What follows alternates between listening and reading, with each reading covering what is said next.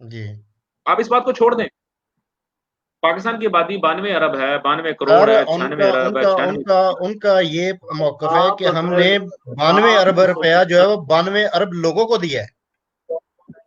देखें, बात सुने, चले 92 अरब आप इसे लोगों को 32 92 रुपए लगा दिया है, लें, तो आप मैंने आपका बुक 92 को होने से पहले आपको कह 32 ही दिया है लगा कि दें वो 2 अल्लाह मिनट के लिए। ने 1 रुपया दिया है। जी जी। तसव्वुराती तौर पे ला लें, वो उन्होंने तसव्वुराती तौर पे आ जाएं 2 मिनट के लिए, जी राना साहब, कैलकुलेट जी करें। राना साहब, जी राना साहब। मैंने कहा तसव्वुराती तौर पे ही आप जो है ना एक इमेजिन कर लें कि हाँ जी उन्होंने दिया है इस उसके लिए। सर मैं मानता क्या हूँ, सर दिया है? मैं मानता हर्ज हूँ नहीं उन्होंने दिया है, पैसे दिए हैं। राणा हर्ज नहीं साहब दिया उन्होंने, है। मैं मानता हूँ पैसे दिए हैं, लेकिन आप मुझे ये बता दें, राणा साहब आप मुझे ये बता दें, क्या ये पैसे सिर्फ ओनली वंस अ टाइम मिलेंगे कि पर मंथ उनको मिलेंगे 12,000 रुपया? असल पॉइंट तो ये है। दूसरी बात आप मुझे ये बताएं कि आपने यूटिलिटी स्टोर को कितना आपने जो है ना वो फंड दे दिया हुआ है, आपने उसको पैकेज दिया यूटिलिटी स्टोर का। आप मुझे ये बताएं राणा साहब, आप पाकिस्तान में बैठे हुए हैं, कि पाकिस्तान के अंदर कितनी परसेंट आबादी है जो कि यूटिलिटी स्टोर को इस्तेमाल करती है या उसको यूटिलाइज करती है? मैक्सिमम फाइव मेरा परसेंट ख्याल है सर, 5 से मैक्सिमम 7% भी नहीं 5%। होगी। Sir maximum five no more percent than आबादी है। 5%, yes you can say sir easily. ये मैं नहीं कह रहा, मैं नहीं कह रहा, ये पाकिस्तान गवर्नमेंट के अपने फैक्ट्स एंड फिगर कहते हैं।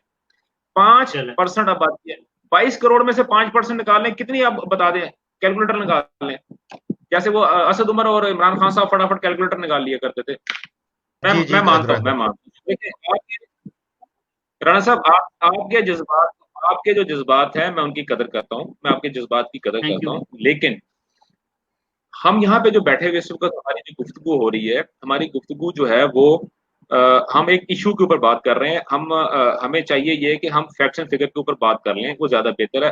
देखें, ये जो आपने बात की है, फिर बात तो वो जो दूसरी पार्टी है वो तो काम ही ये करती है ना, उसको आप छोड़ दें। अगर हम, आप ही और मैं भी यही बात करना शुरू कर देंगे, तो फिर उनमें और मुझ में और आप में क्या फर्क रह जाएगा? ठीक है, हमें कंक्रीट बात करनी चाहिए। देखिए, मैंने आपसे बात की है, आप मुझे उस पॉइंट के ऊपर आए। तो एहसास प्रोग्राम के अंदर क्या हुआ, मैंने आपको पूरा फैक्ट्स एंड फिगर बता दिए। अली साहब ने मुझसे सवाल पूछा कि क्या काम किया, मैंने आपको फैक्ट्स एंड फिगर बता दिए। आप इस पॉइंट के ऊपर आए। आपने बात की सेहत की, मैंने आपको बड़ा क्लियर बता दिया।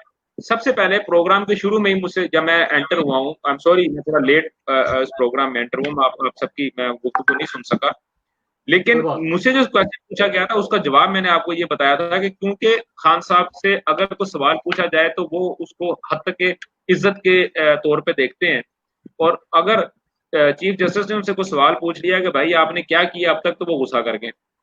ठीक है, मैंने आपको अपने कॉलम का हवाला दिया, मैंने आपको अपने ब्लॉग्स का हवाला दिया, मैं आपको साथ के साथ बता रहा हूँ कि सर मैं अगर प्रैक्टिकली काम कर रहा हूँ, मैं फैक्ट्स एंड फिगर के साथ काम कर रहा हूँ, और मैं अपनी पूरी कोशिश कर रहा हूँ कि इन लोगों को ये बता सकूं कि भाई आज से 7-10 साल पहले तक आप क्या कहते आए हो और आप क्या कर रहे हो। ठीक है, अब मुझे आप बताएं, आपने जहांगीर तरीन की बात की कि जी वो 500-500 रुपए देते थे, सर मुझे इससे कोई गर्ज नहीं है वो 500 देता था कि 5,000 रुपए देते थे। आपको सिर्फ ये देखना चाहिए कि जब जहांगीर तरीन की जरूरत खत्म हो गई तो जहांगीर तरीन बाहर निकल गए, उसकी जगह पे कौन आ गया? अलीम खान। एक अलीम खां आ एडीएम गया गया, जी। दूसरा आ गया। जी जी। आप इसको देखें, आप इन चीजों को देखें। हाँ, अगर आप जहांगीर तरीन की बात करते हैं तो आप जहांगीर तरीन की ये बात, इस बात को देखें कि 2013 के इलेक्शन में 66 ऐसे हलके थे, ये मैं नहीं कहता, ये जहांगीर तरीन साहब ने खुद कहा है कि 66 ऐसे हलके थे जहां पे 20% से कम वोट हमें पड़े, और जब हम बुरी तरह हार गए, हमें शिकस्त हुई, तो हमने वहां बैठ के एक प्लान किया, हमने प्लान चेकआउट किया। वो प्लान चेकआउट क्या किया कि हमने सिर्फ एक ही रोला डालना है भाई, ये धांधली हो गई, धांधली हो गई। और वो उसको ऊपर लेके बैठ गए। ठीक हो गए। देखिए, ये भी उनका जब इतराफ है कि धांधली भी इलेक्शन, चंद चंद जगह पे चंद हलकों में धांधली हुई थी, ये भी उनका अपनी उन्होंने इस चीज को एक्सेप्ट किया। तो यहाँ पर मैं एक चीज और छोटी सी साथ में ऐड करता जाऊं कि जो अभी अलीम खान साहब आए हैं, क्या वो इस चीज के अहल थे? क्या वो सुप्रीम कोर्ट ने उनको या हाई कोर्ट ने उनको इस चीज का जो है वो कर दिया था क्लियर कि आप जाकर दोबारा से जो है वो वजारत ले सकते हैं? क्या वो वजारत में आने के अहल थे? उनके ऊपर केसेस नहीं है, उनके ऊपर केसेस जो थे वो कंप्लीट हो गए हैं कि उनको दोबारा लाके इस ओहदे पे पाकिस्तान के इन मेन जगहों पर और मेन वजारतों पे उन्हें फिर बैठा दिया गया है। जी जी दुरानी साहब। आपने सवाल, ये सवाल आपने मुझसे किया है। जी जी दुरान साहब। यार अहल कौन है, मुझे इतना बता दें आप। नहीं सर, ये भी तो देखे ना, कल एक इनके पास कोई नहीं सबूत नहीं नहीं होते थे और नहीं, ये छोड़ो। आकर ये चीजें, ये नहीं नहीं वो तो बात होगी ना जी। देखे, ये इनके लिए फिर वही चीज आ जाती है, कल कहते हैं जी कि उनके लिए कानून और हमारे लिए कानून। आज किसके लिए कानून है? आज देखिए इनके साथ जो खड़ा है बात उनके लिए कोई कानून नहीं है। बात यही हो रही है, बात यही हो रही है कि हमारा इस वक्त सबसे बड़ा प्रॉब्लम ये हो रहा है कि हम चीजों को एग्जैजरेट बहुत ज्यादा कर लेते हैं। ठीक है। पाकिस्तान के अंदर अभी रिसेंटली एक इंडस्ट्री का दर्जा पाया है एक सनत ने, या एक काम था। वो काम क्या था वो आपको भी पता है। और अलीम खान साहब जो हैं वो उनका बेसिक जो जरिया माश है वो क्या है? कुराना साहब। कब्जा, कब्जा ग्रुप, जी सारी दुनिया जानती है जी, कब्जा माफिया है। रेता ग्रुप, जी नहीं नहीं, उनको कब्जा माफी नहीं, रेलवे वो की वो पटरियां बेचना। वो बिल्डर हैं, वो बिल्डर हैं। ठीक है ना, बिल्डिंग का काम करते हैं, वो कंस्ट्रक्शन का काम करते हैं। जी बिल्कुल, वो आपकी बात बिल्कुल ठीक है। लोगों के, गरीबों के घरों को छीन कर वो वहां पर बड़ी बड़ी इमारतें बनाते हैं, वो उनका ये काम है, ऐसे बिल्कुल अच्छी ऐसे बात है। देखें, दूसरी बात ये, वो कहते हैं might is right, might is right. जिसके जिसके हाथ में डंडा होगा तो जिसकी हाथ में लाठी भैंस भी उसी की होगी। सॉरी। लेकिन सवाती साहब के साथ क्या प्रॉब्लम था? स्वाति साहब को वापस क्यों लाया गया? फैजल हसन चौहान साहब के साथ क्या मसला था? उनको वापस क्यों लाया गया? ठीक है। गिल साहब जो थे, उनको क्यों वापस लाया गया? फिरदौस आशिक अवान जो कि इलेक्शन हार चुकी थी, और नैब का उन पे बहुत बड़े बड़े केसेस थे, वो वो इसमें यहाँ पे क्या कर रही है? ठीक है। आप, मैं किस किस का नाम लूं? सारे मैं आप जिनका नाम लेंगे वही बात है ना कि 49 तक इनके आपके वुजरा है, इस वक्त 49 तक आपके वुजरा है, और उनमें सिर्फ वो चंद वुजरा हैं जो इलेक्ट होके आए हैं। ठीक है। हाँ तो ठीक है, देखिए बात सुने ना भाई मेरे बात सुने। इलेक्टेड और नॉन इलेक्टेड की बात ही नहीं हो रही। ये बात, इसको छोड़ दें आप। इलेक्टेड है या नॉन इलेक्टेड है, वजीर है। आपने 17 वजीरों का नाम दिया, 17 वजारतों का कहा, और बढ़ा के आपने 49 कर ली। 88 से ज्यादा आपके मुशीरान हो गए। 125 के करीब आपकी एक पूरी फौज है। जिस बंदे को आप गालियां देते रह गए हैं, वही बंदा आपने उसको उठा के वजीर खजाना लगा लिया। ब्ला ब्ला ब्ला ब्ला ब्ला। बात हो रही है अलीम खान साहब की। आपने पूछा कि क्या वो इस बात के अहल थे? वो बिल्कुल इस बात के अहल थे, हैं। क्यों अहल हैं? क्योंकि वो सीएम पंजाब की सीट के सबसे मजबूत कैंडिडेट थे। जी उनको साजिश करके वहां से निकाला गया था। क्या आपको इस बात का अंदाजा नहीं है? आपको इस बात का पता नहीं है? जी जब भी बिल्कुल जब भी बिल्कुल। जब भी पंजाब गवर्नमेंट जो थी, वो थोड़ा सा हिलती थी, शेकी होती थी, तो फौरन अलीम खान साहब का कोई ना कोई केस खुल जाता था। अभी लास्ट टाइम जब उनको बुलाया गया, उनको बुलाया गया एक और केस के लिए, तो अब उनका बयान आपने सुना था, वो क्या था कि जब कभी भी सीएमशिप की बात होती है, पंजाब गवर्नमेंट की बात होती है, तो मेरे केस खुल जाते हैं। जी ठीक है। तो मैं तो भाईजान मैं तो उनको सपोर्ट करूंगा यार। जी दुरान कम अज दुरान कम। साहब, मैं यहाँ पर यही बात मैं राणा साहब की तरफ लेके जाता हूँ, और दोबारा मैं इसी बात पे आपके पास आऊंगा। थोड़ा सा राणा साहब का भी इसमें व्यू ले ले, वो क्या कहना चाह रहे हैं जी राणा साहब इसी बात पे। किस बात पे? अलीम खान साहब की जो इस वक्त बात चल रही है कि उन्होंने एक इंटरव्यू दिया था, उसमें उन्होंने कहा था कि जब भी सीएम की बात आती है, जो भी उन्होंने उस वक्त दिया था, अभी दुरानी साहब ने वही बात दोहराई है। मैं उसी पे आना चाह रहा हूँ कि अलीम खान साहब को इस वक्त किस लिए लाया गया? वो इसके अहल थे कि नहीं थे? नहीं, एक एक चीज मैं जरा क्लियर कर दूं, वो नहीं, इंटरव्यू वो नहीं इसके था। अहल वो बिल्कुल नहीं थे। वो अगर इंटरव्यू अगर नैब के केसेस ना भी लाए जाते तब भी वो अहल नहीं थे। और एक कमान में दो तीर नहीं रह सकते। दो सरमायादार एक जगह पे बैठ के एक दूसरे को जो है बर्दाश्त नहीं कर सकते। एक नेचुरली चीज है। ठीक है, इसमें सुपीरियर पन है वो जहांगीर तरीन साहब का, और जाहिर सी बात है कि जहांगीर तरीन सुपीरियर क्यों ना हो, क्योंकि उनके साथ जो नादीदा कुव्वतें थी, जो उन्होंने कहना था वही होना था, ये इनका नंबर जो है ना वो सेकंड आता था। और ये इतने पॉपुलर नहीं थे, ठीक है मजबूत होंगे वो इनके कैंडिडेट उसके लिए सीएमशिप के लिए पंजाब की, लेकिन पंजाब की सीएमशिप के लिए कोई भी इनमें से शख्स ऐसा नहीं था कि जो सूटेबल हो इस चीज का। अच्छा, एक चीज बाकी रह गया पीटीआई के मुतालिक, आप तहरीक इंसाफ के मुतालिक ये बात करना छोड़ दें कि ये वेस्टेज ऑफ टाइम है कि जो हम कर रहे हैं इसके ऊपर, ये आखिरी टन्योर है, पता नहीं किसी टाइम भी आपको ब्रेकिंग न्यूज आ सकती है कि ये जिस तरह कोरोना का इशू खत्म होगा ये चलता बनेगा और इससे मजीद वो नहीं कर सकते, क्योंकि इकोनॉमी के जो इंटरनेशनल हमारे अदादो शुमार है वो गिरते चले जा रहे हैं, वो संभाले नहीं जा रहे, कौम इस कदर बर्दाश्त नहीं कर सकती। ये इस वक्त जो कौम पे बोझ है ना, वो एक ऐसा एग्जॉस्टिंग पॉइंट है उसका कि अगर आज कोई लीडर थोड़ी सी हलाशेरी दे दे, लोगों ने कहीं भी घुसते हुए एक सेकंड नहीं लगाना, इनको निकाल लाना बाहर। आप यकीन करें कि अगर मेरे जैसा आम गरीब शहरी जो है ना इस हद तक ये इनके एग्जॉस्ट है, तो फिर आम आदमी का क्या हाल होगा आप देख लें कि वो आम आदमी किस चीज का इंतजार कर रहा होगा। जिसमें इनकलाब आते हैं, उनकी बुनियादें इसी तरह मुयसर आती हैं और वो कौमें फिर फैसला करती हैं कि हमने फैसला कुन मार्का जो है ना वो करना है और इसमें आके हमने जो है ना अपने मकासद हासिल करने। ये हुकूमत बेचारी, इसके पास कोई एजेंडा है ही नहीं। हम तो उस हुकूमत के मुतालिक अपना टाइम जाया करें, ओपिनियन दें कि जिसके पास कोई एजेंडा हो। इनके पास तो मास सिवाय डंडे के और कोई चीज है ही नहीं है। अपोजिशन को दीवार के साथ लगा लो और मुखालिफ जो पैदा होता है मुकदमा बना दो, जेल में फेंक दो। और ब्यूरोक्रेसी ये है, ब्यूरोक्रेसी उनको किसी घास ही नहीं डाल रही। ब्यूरोक्रेसी कह रही कोई भी ऑर्डर आता है वो उठा के खुडे लाइन फेंक देते हैं। एक जमाना था इसहाक खान के जमाने में, तो एक उनके ना मिलिट्री सेक्रेटरी हुआ करते थे, ब्रिगेडियर अजायब। वैसा मिलिट्री सेक्रेटरी आज तक जो ना प्रेसिडेंसी को नहीं मिला होगा। वो जिस फाइल पे साइन करते, फाइल पे हाथ नहीं रखते होते थे, सिर्फ पेन होता था। जिस तरह हम कैरम बोर्ड खेलते हैं ना, वो इस तरह करके फाइल पे उंगली मारते थे, फाइल एक दीवार में जाके लगती थी।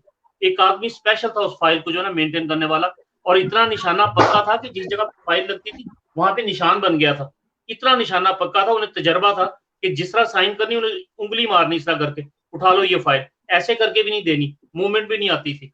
है जी, इसका वो हिसाब है कि जो आके इस जाली खान को, नशई हमारे मवाली वजीर आजम को आके कहते हैं कि जनाब ये आप इस तरह कर दें, इस तरह कर दें, उसी वक्त हुक्म दे देते हैं गिरफ्तारी का। इनके पास और कुछ नहीं है इसके अलावा। इसलिए इंतहाई माजरत के साथ मेरे पास जो है ना बड़े सख्त अल्फाज हैं। मैं सिर्फ ये वाहिद वजीर आजम है जिसके लिए आप नहीं निकलता, मेरे मुंह से तुम निकलता है कि मेरे पास इतनी इज्जत भी नहीं है कि मैं इनको जो है ना इनके होते की मुताबिकत के साथ मैं इनको आप कह के मुखातिब कर लूं। मैं इसलिए तुम कहता हूँ। जी दुरान साहब। जी सर, जी सर।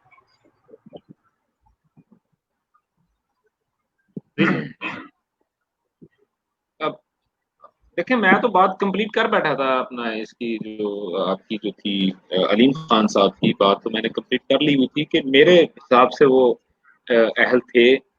राणा साहब डेफिनेटली मुझसे डिफर करेंगे, लाजमी तो नहीं कि मेरी हर बात को तो नहीं उन्होंने मानना है, लेकिन एक चीज को मैं यहाँ पे जरूर मैं मेंशन करूंगा कि